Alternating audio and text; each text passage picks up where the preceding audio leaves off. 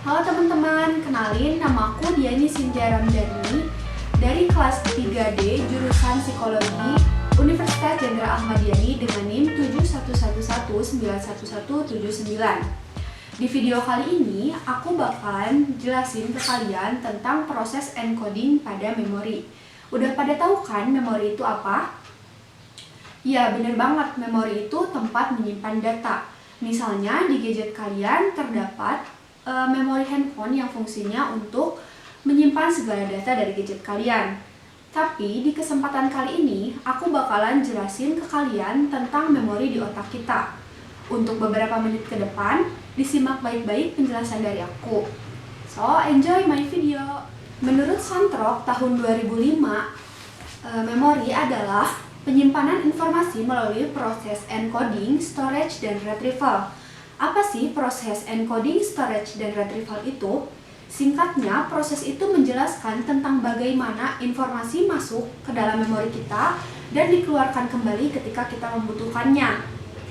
Atau dengan kata lain, proses itu adalah proses memasukkan informasi ke dalam memori, menyimpan informasi, dan mengeluarkan informasi dari penyimpanan. Contohnya itu kayak gini. Ada seseorang anak yang sedang belajar grammar bahasa Inggris. Nah, anak tersebut akan mencoba memasukkan informasi dengan mengubah bentuk-bentuk grammar itu ke dalam pengkodean yang dapat mudah ia pahami. Lalu, bentuk-bentuk tersebut disimpan ke dalam memori jangka pendek dia ataupun memori jangka panjang. Nanti ketika ia menghadapi ujian tentang grammar bahasa Inggris, ia akan mengeluarkan seluruh informasi yang ia masukkan ke dalam memori dia saat proses belajar. Nah, proses encoding itu terjadi ketika ia mengubah grammar tersebut ke dalam kode-kode tertentu. Lalu proses storage-nya itu terjadi ketika ia menyimpan bentuk-bentuk tersebut ke dalam short term memory dia ataupun long term memory dia. Dan proses retrieval terjadi ketika dia mengingat kembali informasi-informasi yang ia masukkan mengenai grammar itu saat ujian. Kayak gitu. Oke, di video kali ini aku bakalan jelasin detail tentang proses encodingnya saja. Proses encoding ini merupakan langkah pertama di mana proses informasi itu disimpan ke dalam penyimpanan memori. Nah, proses informasi disimpan ke dalam memori itu bisa terjadi secara automatic, namun bisa juga terjadi secara effortful. Nah, automatic encoding ini contohnya itu ketika misalnya si A mendengar suara azan dan ia tahu bahwa informasi tersebut merupakan perintah untuk melaksanakan sholat. Kenapa sih automatic encoding ini bisa terjadi?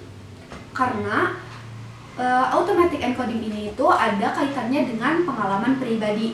Misalnya untuk contoh yang azan tadi, mungkin si A ini ketika ia sedang masih kecil, ketika ia sedang mendengarkan azan, ia selalu melihat orang-orang di sekitarnya itu bergegas untuk sholat. Maka dari itu, automatic encoding ini terjadi dengan sendirinya.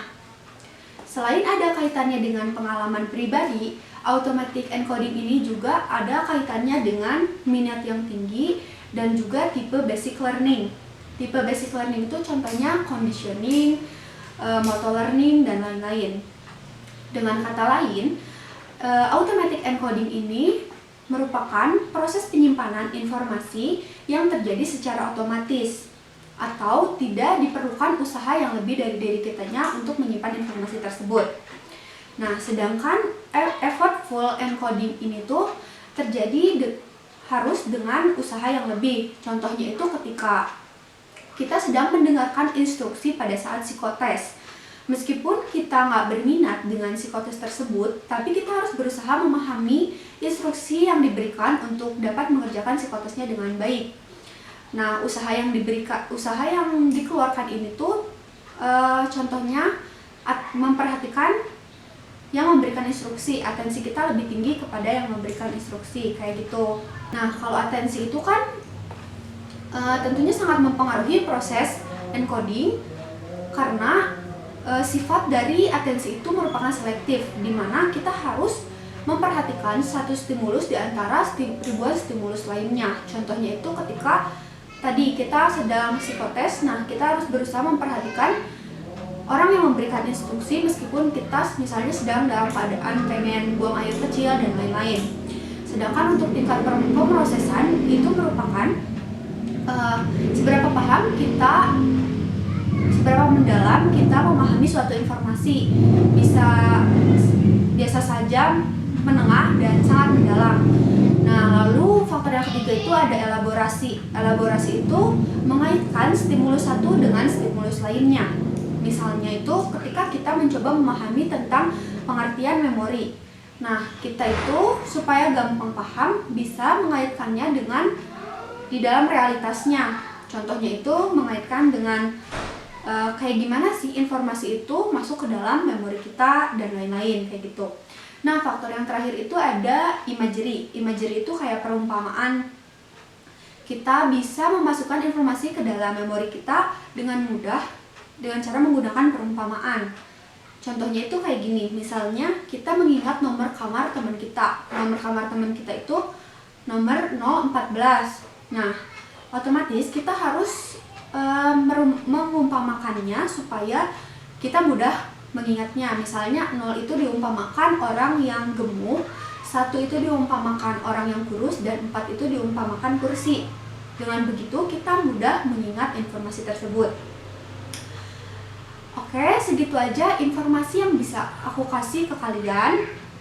Semoga informasi yang aku kasih ke kalian itu bisa mudah dipahami. Mohon maaf apabila banyak kesalahan. Terima kasih atas perhatiannya. Wassalamualaikum warahmatullahi wabarakatuh.